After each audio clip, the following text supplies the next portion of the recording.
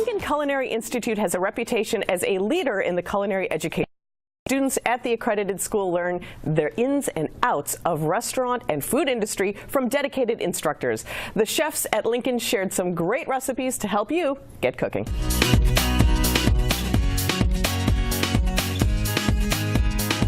Welcome to Let's Get Cooking. I'm Sonia Gavankar, and we're back at the Lincoln Culinary Institute in Columbia, Maryland, to learn how to make lemon curd. Chef DuBose, tell us how to make it. All right, first we're going to agitate our eggs. We're going to stir Agitate our eggs. Them. Just whisk them a bit. We're going to take some of our sugar from our total recipe and add it to our eggs. We're looking at maybe 1/3 of your amount. I put a little bit less than 1/3 in. The rest of my ingredients were my lemon juice. Okay, the rest of my sugar and my lemon zest, because we want lots of flavor. We use fresh lemon juice. You don't want the bottled lemon juice. Why not? It just doesn't taste so well. They put preservatives in it to keep it on the shelf longer, and it's just not as good. Now what we want to do is bring this up to temp, because we're going to temper it.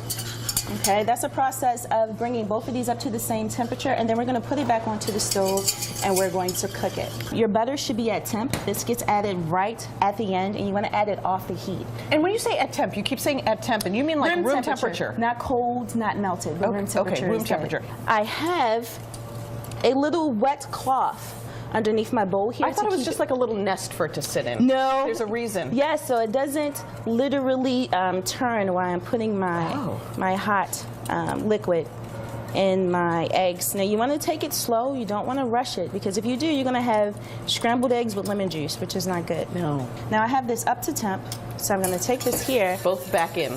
And put it back in. Right? I'm going to take and whisk this.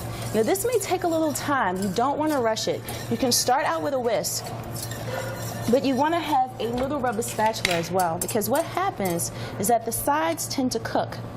And you want to take this rubber spatula and go around the sides, because you don't want it to thicken too fast, but you don't want to have any lumps in it either. And right around the corners is where all that heat is going. You'll get some lumps, so we don't want that. Now what I did do, this here can now be used for my pot, because I don't want to put it directly on any surface. So I'm going to take my butter, put it in a little bit at a time.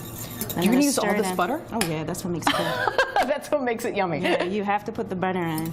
So after it's melted, okay, that's good. Okay. All right, after that's done, a completed one here. This is what it's going to look like when it's done. So it's nice, it's creamy. Ooh. Okay, it kind of looks like a pudding almost. It does. There's several different ways that you can actually use your lemon curd. Okay, one way we're going to use it today, we're going to pipe it into a tart. You can spoon it in, but piping it in just gives you more uniformity and more consistency in your tart. And if you spent all that time, you might as well be fancy with it, You might as well, yes. Okay, so can I do it? You can. Now, whenever you're using a piping bag, you want to bring it all the way down to the do it. Okay, top. so hold it. Oh, see, I've already made a mess. That's okay. Okay, and bring it down to... And put it closer. Oh, closer. You don't want to overfill, because you're going to put some meringue on top. Oh, leave space for meringue. Yes, the meringue is just egg whites with a simple syrup or a cooked sugar syrup.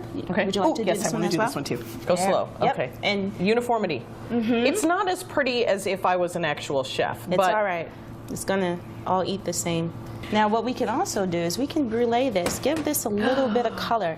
Okay, it's going to kind of taste like marshmallows that has been toasted. So take our torch and real lightly go right over the top. Smell it. It smells like... It smells great. You handed it to me, which means I can eat it. You can eat. If you need more details of this recipe and many others, you can go to the Let's Get Cooking page at WJLA.com. It's now time to eat the pastry.